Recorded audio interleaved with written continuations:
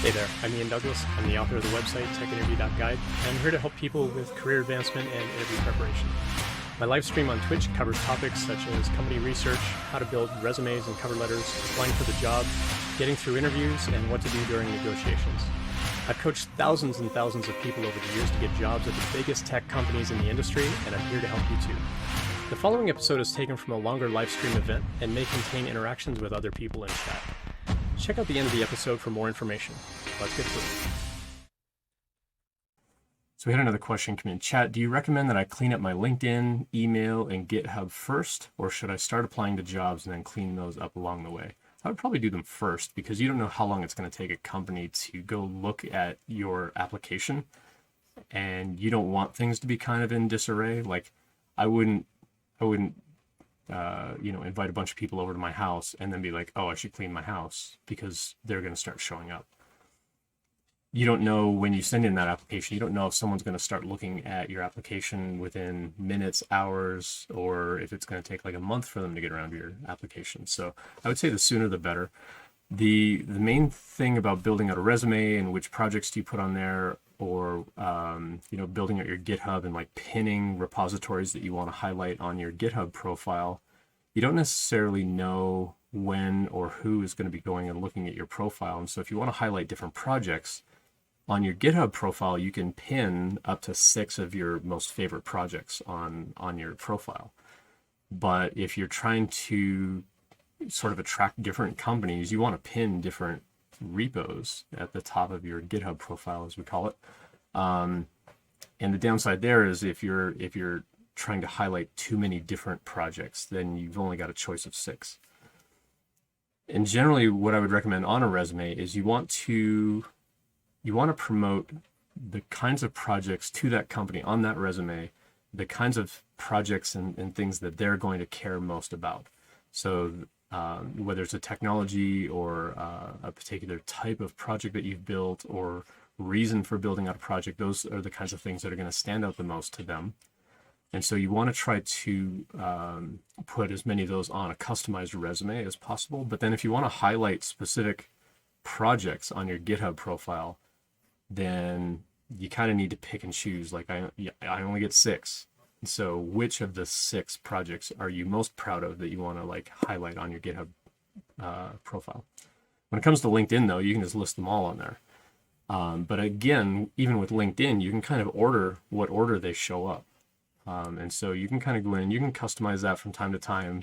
If it were me and I wanted to highlight different projects at different times, I might go in every couple of days and just shift them around. I'm going to keep like all the same like top projects that I want to promote to companies. I'm going to keep those towards the top of that list, but I might rearrange, like the top 3 or something like that.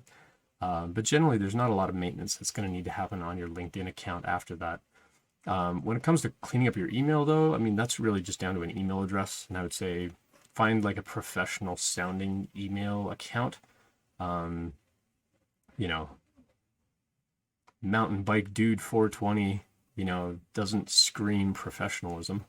But at the same time, your name is probably already taken as a Gmail account. But Gmail is kind of the most common one right now as far as the domain name. You don't have to go out and buy your own custom domain name, but Google does sell domain names and they're relatively inexpensive. It's like $10 a year, $12 a year to get like a .com username. There are like .dev domain names that you can get now, and you can have Google accept email at that and forward it to another account. But again, that account needs to be sort of set up in a way it's like if you respond from that, you want that username to look professional. So there's not much else that you really need to clean up as far as the email. And so it's really just taking care of the GitHub and LinkedIn. I would try to do as much of that as possible before you start applying, but you can certainly continue to refine it and clean it up over time and kind of rearrange things over time. Core Count said in chat, when I'm reviewing a resume, if you reference your GitHub, etc. on your resume, I'm going to look at it. So ensure your most recent stuff is good. Yeah, I agree with that advice. Thanks, Core Count, for sharing that in chat. I do agree with that.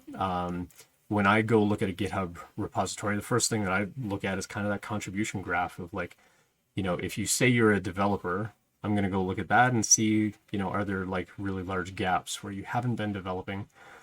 But that can also be a source of bias because not everybody uses GitHub. Some people use Bitbucket. Some people use like different kinds of source code revision systems. And so it doesn't have to necessarily be GitHub. But if you give me a GitHub profile, I'm going to go look at your GitHub profile. So if you use Bitbucket, then put your Bitbucket account on there instead.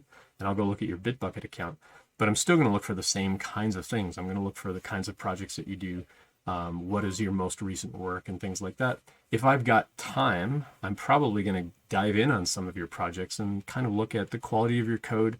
I also like to look at the quality of commit messages as well to know, like, are you writing good commit messages, or are you like using sort of gamer bro, speak all the time? Like, are you going to be professional? Like if I let you commit code in my, company's repository, are you going to be using lots of, swear words, things like that?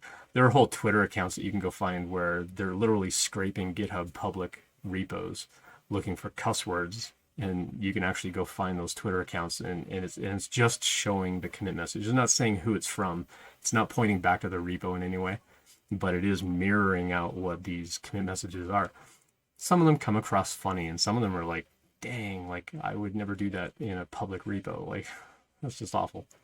And Core Count says also looking at pull requests and issue communications. Yeah, any kind of like review, like code review, if you've worked on a group project. Now, if you're just a solo developer, you're not going to have necessarily pull requests and like reviews and things like that, like code reviews. And that's okay. If you've only ever worked solo, it's totally all right. Don't feel bad about that. You can always go in and like add your own commenting and so on. But those are the kinds of things that I would look for. So as much of that as you can clean up before you apply, I think would be most helpful for you. Thanks for checking that out. I hope that you found it helpful. I always appreciate feedback, so please let me know what you think. I appreciate any subscriptions, so please tell your friends and colleagues about it as well. Check out the website techinterview.guide for more information about when I'm live streaming and all of my free content. Drop by a live stream anytime to ask questions or message me privately, whatever makes you most comfortable. See you next time.